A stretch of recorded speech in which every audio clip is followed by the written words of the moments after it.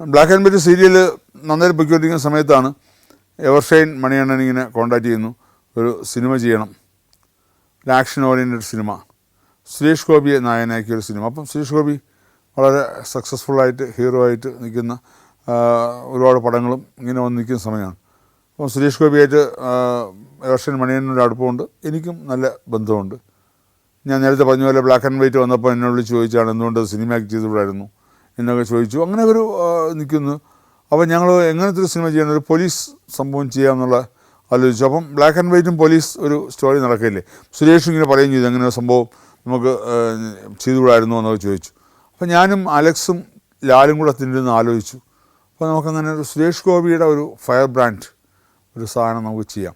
പക്ഷേ അങ്ങനെ ഒരു മറ്റേ ഇപ്പോൾ ഷാജിയൊക്കെ ചെയ്തുകൊണ്ടിരിക്കുന്ന വേറൊരു രീതിയിലൊരു IPS അങ്ങനെ പോകാതെ നമുക്കൊരു ഗ്രൗണ്ട് ലെവലിലൊരു ക്യാരക്ടർ അങ്ങനെ സാധനം ഒന്ന് പിടിക്കാം എന്നൊക്കെ ആലോചിച്ചിട്ടാണ് ഞങ്ങൾ ഒരു കഥ ഇങ്ങനെ ആലോചിച്ചു.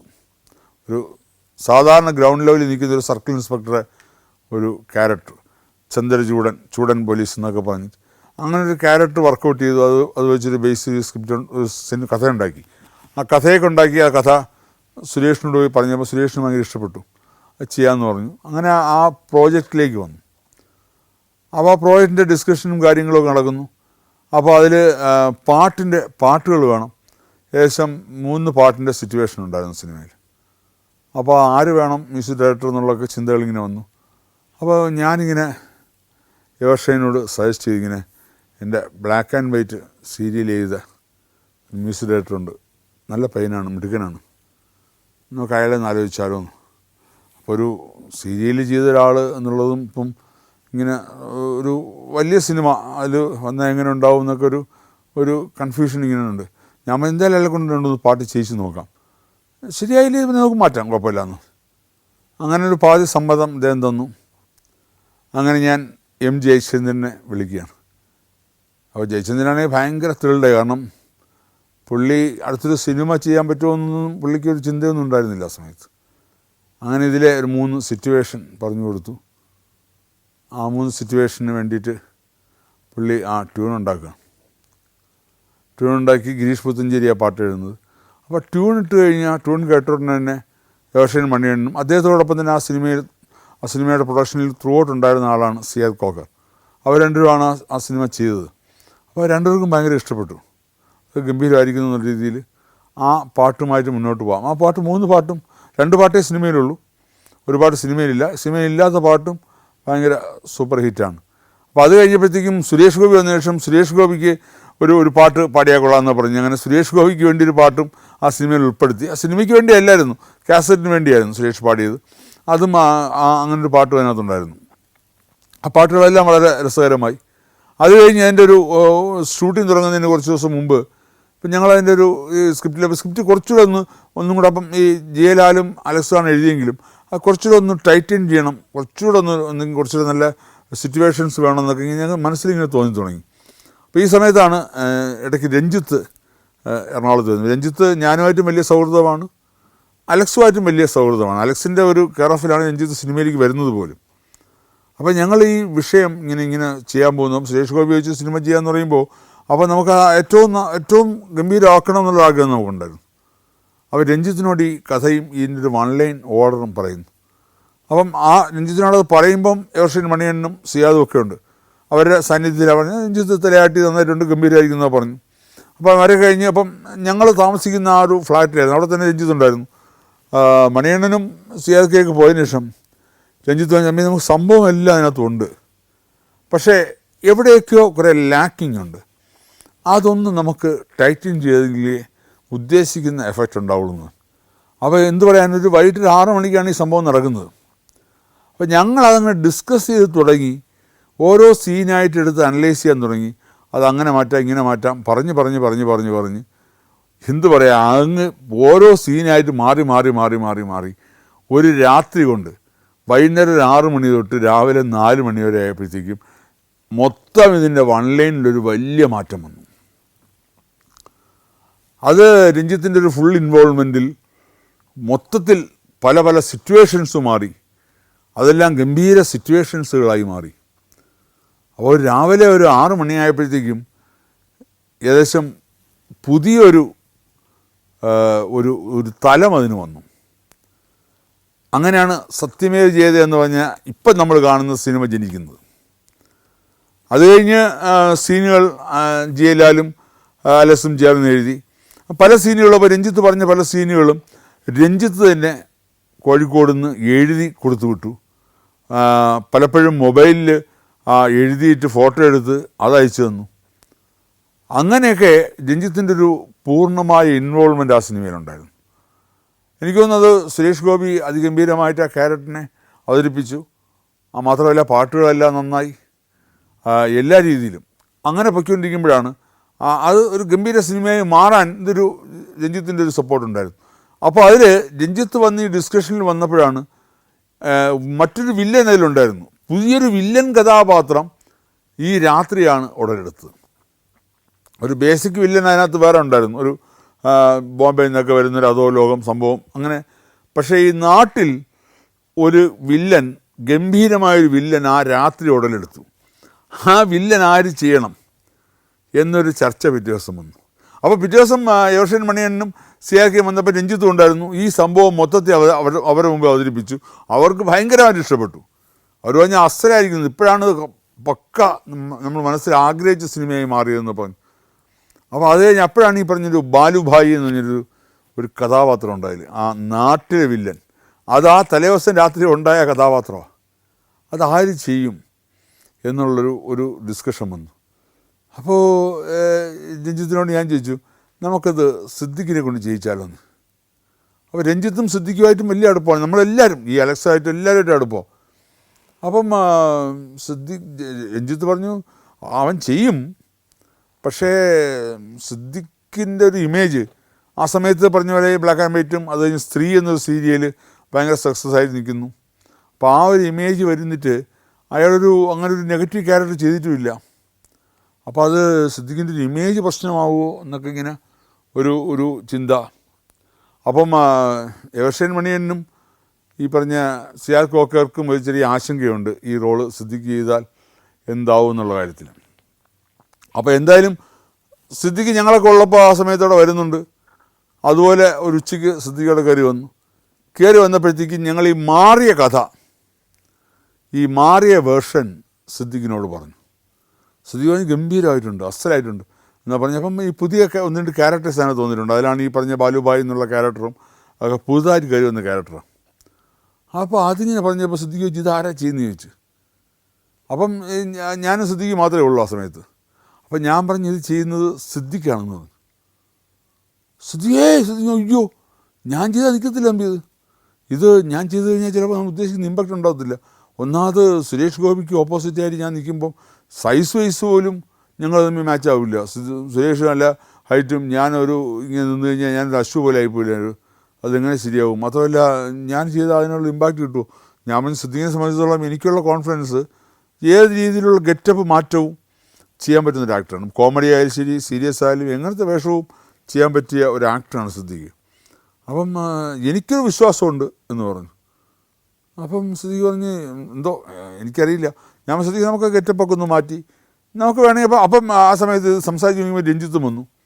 രഞ്ജിത്തും പറഞ്ഞൊരു കാര്യം ചെയ്ത് നമുക്ക് ഒന്ന് എടുത്ത് നോക്കാം, ഒന്നോ രണ്ടോ സീൻ എടുത്ത് നോക്കാം, ഉദ്ദേശിച്ച പോലെ ഇമ്പാക്റ്റ് അല്ലെങ്കിൽ മാറ്റാം നമുക്ക് എന്നൊക്കെ പറഞ്ഞ് എന്തായാലും അപ്പം കുറച്ച് മണിയണ്ണയും സിയാക്കയൊക്കെ ഒന്ന് കൺവിൻസ് ചെയ്യേണ്ടി വന്നു.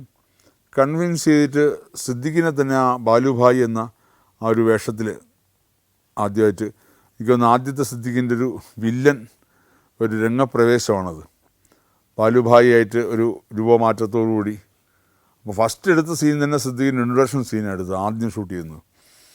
കാറിൽ വന്ന് ഇറങ്ങുന്നതും സുരേഷ് ഗോപിയായിട്ടൊരു ഏറ്റുമുട്ടൽ ആണ്. ഏറ്റുമുട്ടൽ ആക്ഷനല്ല, ഒരു കോൺഫ്രണ്ടേഷനാണ് ആദ്യത്തെ സീൻ.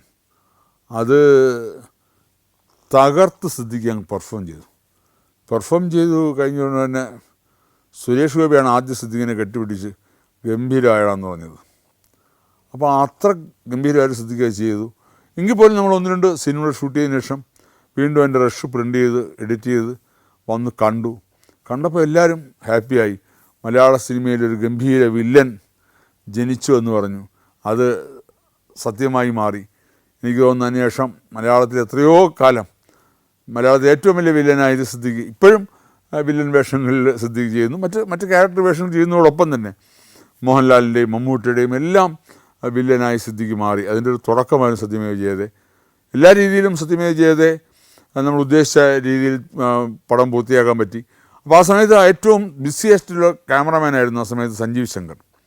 ഏറ്റവും മോഹൻലാലിൻ്റെ തന്നെ പല പടങ്ങളും ചെയ്തുകൊണ്ടിരിക്കുന്നു, മമ്മൂട്ടിയുടെ പടങ്ങൾ ചെയ്തുകൊണ്ടിരിക്കുന്നു. അപ്പോൾ സഞ്ജീവിനെ തന്നെ അതിൽ ക്യാമറയായിട്ട് വയ്ക്കണമെന്ന് എനിക്കൊരു ആഗ്രഹം ഉണ്ടായിരുന്നു. കാരണം സന്തോഷ് ശിവൻ്റെ കൂടെ അസോസിയേറ്റ് ആയിരിക്കുമ്പോൾ തൊട്ടുള്ള എൻ്റെ പരിചയമാണ്.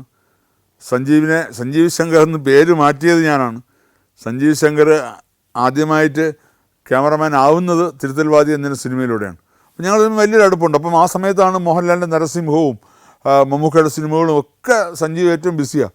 സഞ്ജീവിനെ വിളിച്ച് സഞ്ജീവ് ഇങ്ങനെ ഈ പടമാണ്, സഞ്ജീവൻ ചെയ്യണമെന്ന് പറഞ്ഞു. അപ്പം നരസിംഹത്തിൻ്റെ ഒരു ഷെഡ്യൂൾ കഴിഞ്ഞൊരു ബ്രേക്ക് ടൈമായിരുന്നു. ഒരു 10-20 ദിവസം സഞ്ജീവ് ഫ്രീ ആണ്. അങ്ങനെ ആ സമയത്താണ് ഞങ്ങൾ സത്യമേവ ജയതേ തുടങ്ങുന്നത്. അങ്ങനെ ആദ്യത്തെ ഒരു ഷെഡ്യൂളിൽ ഫുള്ളായിട്ട് സഞ്ജീവ് വർക്ക് ചെയ്തു. പക്ഷേ വീണ്ടും അടുത്തൊരു ഷെഡ്യൂൾ വന്നപ്പം സഞ്ജീവിന് ആ നരസിംഹത്തിൻ്റെ ബാക്കി വർക്കിന് പോകേണ്ടി വന്നതുകൊണ്ട് സാലു ജോർജാണ് അടുത്ത ഷെഡ്യൂൾ വർക്ക് ചെയ്തത്. അപ്പം ആ സത്യമേവ ജയതേ എന്ന സിനിമ എന്നെ സംബന്ധിച്ചോളം ഇൻഡസ്ട്രിയിലേക്കുള്ള എൻ്റെ ഒരു തിരിച്ചു വരവായിരുന്നു. പുതിയ നൂറ്റാണ്ടിൽ 2000-ലാണ് ആ സിനിമ റിലീസ് ചെയ്തത്. അതൊരു വമ്പൻ ഹിറ്റായി മാറി. അതെനിക്കൊരു പുതുജീവൻ തിരിച്ചു തന്നു എന്ന് തന്നെ പറയാം. Djibouti, Fiji, Lebanon, Ethiopia, Armenia. സഞ്ചാരം വോളിയം നമ്പർ 17. ഫുൾ HD-യിലുള്ള ഈ അപൂർവ ദൃശ്യയാത്രാ വിവരണ ശേഖരം സ്വന്തമാക്കാൻ സഞ്ചാരം എന്ന് SMS ചെയ്യൂ. ഫോൺ 9995 444 222. സത്യമേവ ജയതേ വലിയ ഹിറ്റായി മാറി. ആ സമയത്ത് തന്നെയാണ് ഞാൻ ഏഷ്യാനെറ്റിന് വേണ്ടി ഒരു സീരിയൽ ചെയ്തുകൊണ്ടിരുന്നു, മഹാത്മാഗാന്ധി കോളനി. അതിൽ ഒരുപാട് ആർട്ടിസ്റ്റുകൾ, ജനാർദ്ദൻ ചേട്ടൻ, മണിയമ്പിള്ള രാജു, മല്ലിക ചേച്ചി, അങ്ങനെ ഒത്തിരി ആർട്ടിസ്റ്റുകൾ ആ സീരിയലിലുണ്ടായിരുന്നു. അപ്പോൾ ആ സമയത്താണ് കൈരളിയിൽ, അന്ന് വേണു നാഗവള്ളിയാണ് കൈരളിയുടെ ഒരു പ്രൊഡക്ഷൻ അതോറിറ്റി. അപ്പോൾ വേണു നാഗവള്ളി ഇങ്ങനെ അവർക്ക് വേണ്ടി അവർ ഒരുപാട് ഡയറക്ടേഴ്സിന് വേണ്ടി ടെലി സിനിമകൾ ചെയ്യുന്നുണ്ട്. അപ്പോൾ ഒരു ടെലി സിനിമ ചെയ്യണമെന്ന് എന്നോട് ഇങ്ങനെ പറഞ്ഞു. അപ്പോൾ ഞാൻ അയച്ചത് നല്ലൊരു ലവ് സ്റ്റോറി പ്ലസ് ഒരു റിവെഞ്ച്, അങ്ങനെ ഒരു ടെലി സിനിമ, ഒരു കഥ ആലോചിച്ചു. അതും ഞാനും ഈ പറഞ്ഞ ഈ അലക്സിൻ്റെ വേറൊരു സുഹൃത്ത് മോഹൻ എന്നൊരാൾ, അവർ രണ്ടും കൂടാണ് എഴുതിയത്. അപ്പോൾ ഈ സമയത്ത് ഇത് ഇങ്ങനൊരു സംഭവം ആലോചിച്ചു. അപ്പം ഒരു പേര് വേണം, ഒരു ചെറുപ്പക്കാരനും ഒരു ചെറുപ്പക്കാരിയും, അവരാണ് ഒരു മെയിൻ ക്യാരക്ടേഴ്സ്. അപ്പോൾ ഒരു പുതിയ പയ്യനെ കാസ്റ്റ് ചെയ്താൽ കൊള്ളാമെന്ന് തോന്നുന്നു. അപ്പോൾ ഈ സമയത്ത് ഇടയ്ക്ക് മഹാത്മാഗാന്ധി കോളനിയുടെ ഷൂട്ടിംഗ് സമയത്ത് മല്ലിക ചേച്ചി ഉള്ളപ്പോൾ മല്ലിക ചേച്ചിയെ കാണാൻ മല്ലിക ചേച്ചിയുടെ മൂത്ത മോൻ ഇന്ദ്രജിത്ത് ഇടയ്ക്ക് ലൊക്കേഷൻ വരുമായിരുന്നു. കാര്യം സുഖേട്ടനുമായിട്ട് എനിക്ക് വളരെ വലിയ അടുപ്പമുണ്ട്, നല്ലൊരു ബന്ധമുണ്ടായിരുന്നു. ഇപ്പോഴുള്ള കുട്ടികളെ എനിക്ക് ആദ്യം തൊട്ടേ അറിയാം, ചെറുപ്പം തൊട്ടേ അറിയാം. അപ്പോൾ അങ്ങനെയൊക്കെ നല്ലൊരു ഫാമിലി അടുപ്പമുണ്ട്. പലപ്പോഴും വരും. അപ്പോൾ ഇന്ദ്രൻ അന്ന് ഓസ്ട്രേലിയയിൽ പഠിച്ചുകൊണ്ടിരിക്കുകയാണ്. അപ്പോൾ ഇന്ദ്രജിത്ത് വരും. അപ്പോൾ ഞാനിങ്ങനെ ആലോചിച്ചു, ഇങ്ങനെ മല്ലിക ചേച്ചിയോട് ഞാൻ പറഞ്ഞു, ഞാനിങ്ങനൊരു ടെലി സിനിമ ചെയ്യുന്നുണ്ട്, അപ്പോൾ അതിലൊരു നായകനായിട്ട് ഇന്ദ്രനെ കാസ്റ്റ് ചെയ്താൽ കൊള്ളാമെന്നുണ്ടെന്ന്. അപ്പം ഇന്ദ്രൻ ആ സമയത്ത് ക്യാമ്പാണ്, വെക്കേഷൻ സമയമാണ്. അപ്പോൾ മല്ലിക ചേച്ചി പറഞ്ഞു കുഴപ്പമില്ല, പക്ഷെ അഭിനയിക്കുമെന്ന് പറഞ്ഞാൽ അവന് ടെസ്റ്റൊക്കെ എടുത്ത് നോക്കണേന്ന് ചോദിച്ചു. അത് കുഴപ്പമില്ല, അവൻ സുഖേട്ടൻ്റെ മല്ലിക ചേച്ചിയുടെ മോനല്ലേ, ടെസ്റ്റ് ചെയ്യേണ്ട ആവശ്യമൊന്നുമില്ലെന്ന്. അങ്ങനെയാണ് ഇന്ദ്രജിത്തിനെ അതിൽ ആനി എന്ന എൻ്റെ അതിൽ ടെലി സിനിമയിൽ നായകനായിട്ട് ഫിക്സ് ചെയ്യുന്നു.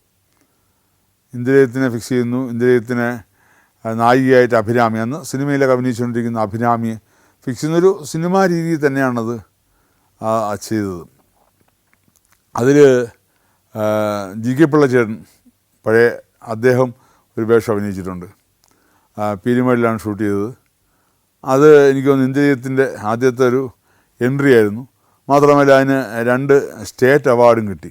നല്ല ഡയറക്ടർക്കുള്ള അവാർഡ് എനിക്കും കിട്ടി, നല്ല ടെലി സിനിമയ്ക്കുള്ള അവാർഡ് ആനിക്കും കിട്ടിയായിരുന്നു. അതിൽ MJ ചന്ദ്രൻ തന്നെയാണ് മ്യൂസിക് ചെയ്തിരിക്കുന്നത്. ഒറ്റ പാട്ടേ ഉള്ള ഒരു ഗംഭീര ഒരു ടൈറ്റിൽ സോങ്ങൊക്കെ ഉള്ളതായിരുന്നു. അപ്പോൾ GK പിള്ളച്ചേട്ടനെ വിട്ട് പറയുമ്പോൾ കുറച്ച് ആദ്യം ഒരു കാര്യം പറയാനുണ്ട്. ഞാനത് black and white series shoot ചെയ്തുകൊണ്ടിരിക്കുമ്പോൾ അതിലൊരു ക്യാരക്ടറുണ്ട്, ഒരു റിട്ടയർഡ് ഒരു പോലീസ് ഓഫീസർ. അപ്പോൾ അത് ആരെ കൊണ്ട് ചെയ്യിക്കണമെന്ന് ഇങ്ങനെ ആലോചിച്ചു. അപ്പോൾ ജി കെ പിള്ളച്ചേട്ടൻ ഒരു കാലത്ത് ഒരുപാട് സിനിമകൾ ചെയ്തു, പിന്നെ എല്ലാം ഇത് മാറി. അദ്ദേഹം ഒരു എന്താ പറയുക, ഒന്നിലും അഭിനയിക്കുന്നില്ല, വിശ്രമ ജീവിതം നയിച്ചുകൊണ്ടിരിക്കുക. വർക്കലയ്ക്ക് അടുത്താണ് അദ്ദേഹം താമസം. അപ്പോൾ ഞാൻ അദ്ദേഹത്തെ ഒന്ന് അഭിനയിപ്പിച്ചാൽ കൊള്ളാമെന്നൊരു താല്പര്യം. അങ്ങനെ ഞാൻ അദ്ദേഹത്തെ അന്വേഷിച്ച് അദ്ദേഹത്തിന് വീട്ടിൽ ചെന്നു. പുള്ളി ഒരു കുറേ കാലമായിട്ട് സിനിമയിലൊന്നും അഭിനയിക്കുന്നില്ല. അപ്പോൾ ഇങ്ങനെ പറഞ്ഞിങ്ങനെ ഞാനൊരു സീരിയൽ ചെയ്യുന്നുണ്ട്, ഇങ്ങനെ വേഷം അഭിനയിക്കണം എന്ന്. പുള്ളി ഒന്നില്ല, ഞാനിപ്പോൾ അഭിനയമൊക്കെ മതിയാക്കി, വേണ്ട, ഞാൻ റിട്ടയർഡ് ലൈഫ് ഇങ്ങനെ ആസ്വദിച്ചിരിക്കുകയാണ്. ഞാൻ പറഞ്ഞാൽ ഇതിൽ വന്ന് അഭിനയിക്കണം, എൻ്റെ റിക്വസ്റ്റാണെന്ന് പറഞ്ഞു. അങ്ങനെ അദ്ദേഹം വന്ന് അഭിനയിച്ചു. പക്ഷേ അഭിനയിച്ച് തുടങ്ങി വീണ്ടും അദ്ദേഹം ഏറ്റവും ബിസിയായി മാറി, ഒരുപാട് സീരിയലുകളിലും അത് കഴിഞ്ഞ് സിനിമയിലും. അപ്പോൾ അത് കഴിഞ്ഞ് അടുത്ത ഷാജിയുടെ സിനിമ, ഷാജി കൈലാസ് ഈ സീരിയൽ സിനിമയിൽ കാണുന്നുണ്ടായിരുന്നു.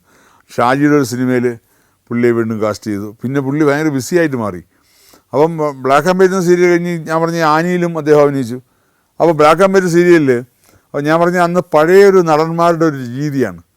അപ്പോൾ ജി കെ പിള്ളച്ചേട്ടൻ അതിലൊരു വലിയ സീനുണ്ട്, അത് കുറേ ഡയലോഗ്സും ഒക്കെ ഉണ്ട്. അപ്പോൾ നമ്മൾ എല്ലാം പ്രോംപ്റ്റ് ചെയ്താണ് എല്ലാവരും അഭിനയിച്ചുകൊണ്ടിരിക്കുന്നത്. അപ്പം ജി കെ പിള്ളച്ചേട്ടൻ ഇതിങ്ങനെ സീരിയൽ കംപ്ലീറ്റ് വാങ്ങിച്ച് കാണാപ്പാടം പിടിക്കുന്നു. അപ്പോൾ എല്ലാവരും പറഞ്ഞു, വേണ്ട ചേട്ടാ അത് പ്രോംപ്റ്റ് ചെയ്ത് തരുമോ അവർ. പക്ഷേ പുള്ളി പറഞ്ഞ് എനിക്ക് പ്രോംപ്റ്റ് ചെയ്ത് അഭിനയിക്കാൻ പറ്റത്തില്ല. കാര്യം പുള്ളിയൊക്കെ ശീലിച്ചു പോയി അത് ജീവിതത്തിൽ. കാര്യം പുള്ളി പറഞ്ഞത് പണ്ട് ഇതുപോലെ സിനിമയിൽ അഭിനയിക്കുമ്പം സിനിമയെ സംബന്ധിച്ചിടത്തോളം ഇതിന് ആദ്യ കാലഘട്ടത്തിൽ ഒരു സിനിമ അറിയപ്പെടുന്നൊരു പ്രൊഡ്യൂസറുടെ പേരിലാണ്, അല്ലെങ്കിൽ കമ്പനിയുടെ പേരിലാണ്. ഇപ്പം ഉദയ അല്ലെങ്കിൽ മെരിലാൻഡ്, ഇപ്പോൾ തമിഴാണെങ്കിൽ AVM അല്ലെങ്കിൽ ജെമിനി, അല്ലെങ്കിൽ അങ്ങനെയുള്ള കമ്പനികളുടെ പേരിലും, അല്ലെങ്കിൽ മലയാളത്തിലെ ജയമാരുതി പിക്ചേഴ്സ് അല്ലെങ്കിൽ സുപ്രിയ ഫിലിംസ്, ഇങ്ങനെയുള്ള കമ്പനികളുടെ പേരിൽ. അപ്പോൾ അവരാണ് യഥാർത്ഥത്തിൽ പറഞ്ഞാൽ സിനിമ കണ്ടെത്തുന്നത്. ആ പ്രൊഡ്യൂസേഴ്സാണ് യഥാർത്ഥത്തിൽ ഒരു സിനിമ ചെയ്യണമെന്ന് തീരുമാനിക്കുമ്പോൾ അന്ന് കൂടുതലും സിനിമകൾ വരുന്നത് പബ്ലിഷ്ഡ് നോവൽസിൽ നിന്നോ അല്ലെങ്കിൽ ഷോർട്ട് സ്റ്റോറീസിൽ നിന്നൊക്കെയാണ് സിനിമകൾ ഉണ്ടാകുന്നത്. അപ്പോൾ മിക്കവാറും ഈ പ്രൊഡ്യൂസേഴ്സായിരിക്കും. അപ്പോൾ അതിനെപ്പറ്റിയൊക്കെ ഇങ്ങനെ വളരെ താല്പര്യമുള്ളവരും അവരാ ഒരു നോവൽ വായിച്ച് കഴിയുമ്പോൾ അത് സിനിമയാക്കാൻ തോന്നും. അപ്പോൾ ആരായിരിക്കണം ആ നോവൽ സ്ക്രിപ്റ്റ് എഴുതേണ്ടത്? ചിലപ്പോൾ നോവലിസ്റ്റിനെ കൊണ്ട് തന്നെ എഴുതിക്കും, അല്ലെങ്കിൽ മറ്റൊരാൾ എഴുതും. അന്ന് തോപ്പിൽ ബാസ് സാറിനെ പോലെയും അല്ലെങ്കിൽ മറ്റേ നമ്മുടെ SL വരും സായന്ത് സാറിനെ പോലെയുള്ള ആൾക്കാരൊക്കെയാണ് അന്ന് കൂടുതൽ സിനിമയ്ക്ക് വേണ്ടി തിരക്കഥകൾ എഴുതുന്നത്. അപ്പോൾ അവരിൽ ആരെ കൊണ്ടെങ്കിലും എഴുതിക്കുക. അപ്പോൾ അതിനൊരു ഡയറക്ടർ ആര് വേണം. അപ്പോൾ ഈ എല്ലാം ബേസിക്കലി തീരുമാനിക്കുന്നത് പ്രൊഡ്യൂസറാണ് ആദ്യം ആരംഭിക്കുന്ന സിനിമ. പക്ഷേ ഇപ്പോൾ എല്ലാം നേരെ തല തിരിഞ്ഞു വന്നു. പ്രൊഡ്യൂസർ അവസാനം വരുന്ന വ്യക്തിയായി മാറി. ആദ്യം ഒരു നടൻ, അയാൾ തീരുമാനിക്കും ആര് വേണം, ഡയറക്ടർ വേണം, പിന്നെ ആര് തിരക്കഥ വേണം തീരുമാനിക്കും, പിന്നെ ആര് പ്രൊഡ്യൂസർ വേണം തീരുമാനിക്കും. ആ അവസ്ഥയിലേക്ക് ഇന്ന് സിനിമ മാറി. അന്ന് പ്രൊഡ്യൂസറിൽ നിന്നാണ് സിനിമ ഉണ്ടാകുന്നത്. അപ്പം ജി കെ പിള്ളച്ചേട്ടൻ പറയാണ്, ഇങ്ങനെ സ്ക്രിപ്റ്റ് വായിച്ചിട്ട് അന്ന് സ്റ്റുഡിയോയിലാണ് ഷൂട്ട് ചെയ്യുന്നത്, ലൈവ് റെക്കോർഡിങ്ങുമാണ്. അപ്പം ഇത് കാരണം ഫിലിമിന് അന്നും ഭയങ്കര വിലയാണ്. ഫിലിം എന്ന് പറഞ്ഞാൽ വളരെ ഇമ്പോർട്ടൻ്റ് ആണ്. അപ്പോൾ ഇത് കാണാതെ പഠിച്ചിട്ട് ഒരു ടേക്കെങ്ങാനും തെറ്റിയാൽ ജി കെ പിള്ളച്ചേട്ടൻ പറഞ്ഞ വാക്കുണ്ട്, പ്രൊഡ്യൂസർ തന്തയ്ക്ക് വിളിക്കും. അപ്പോൾ അത് പേടിച്ചിട്ട് കംപ്ലീറ്റ് കാണാപ്പാടം പഠിച്ച് അത് ശീലിച്ചു പോയി. ഇനി അത് മാറ്റാൻ പറ്റില്ല എന്നാണ് പറഞ്ഞ്. കാര്യം അന്നോട്ട് അങ്ങനെ ഒരു കാലഘട്ട സിനിമയിലുണ്ടായിരുന്നു. കാരണം അത്രത്തോളം ഡെഡിക്കേറ്റഡ് ആയിട്ടുള്ള അപ്പോൾ അതിൻ്റെയൊക്കെ ബാക്കി പത്രങ്ങളാണ് ഈ ജി കെ പിള്ളച്ചേട്ടനെ പോലുള്ളവർ. ഞാൻ പറഞ്ഞു വന്നത് പദ്ധതി പറഞ്ഞപ്പോൾ ഇങ്ങനെ പറഞ്ഞു എന്നുള്ളേ ഉള്ളൂ. അപ്പോൾ ആനിയിൽ ജി കെ പിള്ളച്ചേട്ടനൊരു പ്രധാന വേഷം ഉണ്ടായിരുന്നു. അപ്പോൾ ഇന്ദ്രജിത്ത് എന്നുള്ളൊരു നടൻ്റെ ജനനം കൂടിയായി ആനി മാറി. അതിനുശേഷം വീണ്ടും അടുത്ത എൻ്റെ ഒരു സിനിമ എന്ന് പറയുമ്പോൾ ഞാൻ അരോമയ്ക്ക് വേണ്ടി വീണ്ടും ഒരു സിനിമ കമ്മിറ്റ് ചെയ്യാണ്. അപ്പം പണ്ട് രാജകുമാരിയാണ് അരോമയ്ക്ക് വേണ്ടി ഞാൻ ചെയ്ത സിനിമ. അതിൻ്റെ ജീവിതത്തിൻ്റെ ഒരു തിരിച്ചുവരവായിരുന്നു ആ സിനിമ. മരണത്തിന് മുഖാമുഖം കണ്ട അനുഭവങ്ങളുണ്ടായൊരു സിനിമയാണ് പണ്ട് രാജകുമാരി. അതിനുശേഷം അരോമയ്ക്ക് വേണ്ടി അടുത്തൊരു സിനിമ ഇങ്ങനെ പ്ലാൻ ചെയ്യാൻ ഇത് വന്നു. അപ്പം ഇങ്ങനെ അരോമണി സാർ വിളിച്ചു, ഒരു സിനിമ ചെയ്യണം. അപ്പോൾ ജയറാമിന് വെച്ചുള്ള സിനിമയാണ് ഉദ്ദേശിച്ചത്. അപ്പോൾ ജയറാമും ഞാനുമായിട്ട് ഒരുപാട് കാണാതെ ഗ്യാപ്പ് വന്നു. ജേർണലിസ്റ്റിൻ്റെ സിനിമ ജയറാം അഭിനയിച്ചെങ്കിലും പിന്നെ ജയറാമിൻ്റെ സിനിമകളൊന്നും അഭിനയിച്ചിട്ടില്ല. അപ്പം ഇങ്ങനൊരു ഹ്യൂമർ ബേസ്ഡ് സിനിമ ആയിരിക്കണം എന്ന് പറഞ്ഞു. ജയറാമിനോട് ഇങ്ങനെ സംസാരിച്ചു. അപ്പോൾ അതിനൊരു കഥ എന്ത് വേണം എന്നൊക്കെ ആലോചിച്ചു. അപ്പോൾ ആ സമയത്താണ് മലയാളത്തിൽ ഒരുപാട് സിനിമകൾ എഴുതി നാടക രംഗത്തു നിന്ന് വന്ന ബെന്നി പി നായരമ്പലം. അപ്പോൾ ബെന്നിയായിട്ട് ഇങ്ങനെ സംസാരിച്ചു. ബെന്നി ഒരു കഥ, ബെന്നി പറഞ്ഞൊരു കഥ, ഒരു കൊട്ടാരത്തിൽ ജനിച്ച ഒരാളും അയാളൊരു കുറച്ചൊരു നൊസ്സൊക്കെ ഉള്ളൊരു ക്യാരക്ടർ, അങ്ങനൊരു കഥാപാത്രമായിട്ട് ജയറാമും നാരായണത്ത് കോവിലകം എന്നാണ്. അപ്പോൾ അത് മാറ്റി ഇവരെ ഇത്തിരി നൊസ്സും ഇത്തിരി വട്ടുള്ളതുകൊണ്ട് നാരായണത്ത് ഭ്രാന്തൻ എന്ന് പറഞ്ഞാൽ നാരായണത്ത് ഭ്രാന്തൻ എന്ന് പറഞ്ഞാൽ അങ്ങനെ ഒരു നാരായണത്ത് തമ്പുരാൻ എന്നുള്ള രീതിയിലേക്ക് അങ്ങനെ ഒരു ക്യാരക്ടറിനെ വർക്കൗട്ട് ചെയ്ത് അങ്ങനെ ജയറാം തിരിച്ച് വീണ്ടും എൻ്റെ സിനിമയിലേക്ക് വന്നു. അങ്ങനെയാണ് നാരായണത്ത് തമ്പുരാൻ എന്ന സിനിമ ഉണ്ടാകുന്നത്. ഒരു നല്ല ഹ്യൂമർ സിനിമയായിരുന്നു. അതിൽ ഒരുപാട് ആർട്ടിസ്റ്റുകളുണ്ടായിരുന്നു. അപ്പോൾ അങ്ങനെ ആ സിനിമയാണ് വീണ്ടും സത്യമേജയ്ക്ക് ശേഷം എൻ്റെ ഒരു സിനിമയായിട്ട് വന്നത്. വിദ്യാസാഗറിന് രണ്ടാമത് വരാൻ പറ്റിയില്ല. അങ്ങനെ ആ വിദ്യാസാഗർ കമ്പോസ് ചെയ്ത ആ പാട്ട് വിദ്യാസാഗർ അടുത്ത് ചെയ്ത പട്ടാളം എന്ന സിനിമയ്ക്ക് വേണ്ടി ആ മ്യൂസിക് വിദ്യാസാഗർ ഉപയോഗിച്ചു. രാരൊരാ കുളിർ മഴയിൽ എന്ന് പറഞ്ഞിട്ട് അതും രസമെന്ന് അതും ഗിരീഷ് പുത്തഞ്ചേരി തന്നെ എഴുതി. ആ ട്യൂണിട്ടിട്ട് അപ്പം ഗിരീഷ് പുത്തഞ്ചേരി ആദ്യം വിദ്യാസാഗറിനിട്ട് ട്യൂണിട്ട് എഴുതിയ ലിറിക്സ് വെച്ചിട്ട് ജയചന്ദ്രൻ വേറെ പാട്ട് ചെയ്തു. വിദ്യാസാഗർ ആദ്യം ചെയ്ത ആ മ്യൂസിക് വെച്ച് ഗിരീഷ് പുത്തഞ്ചേരി ആ സിനിമയ്ക്ക് വേണ്ടി വേറൊരു പാട്ട് എഴുതി കൊടുത്തു.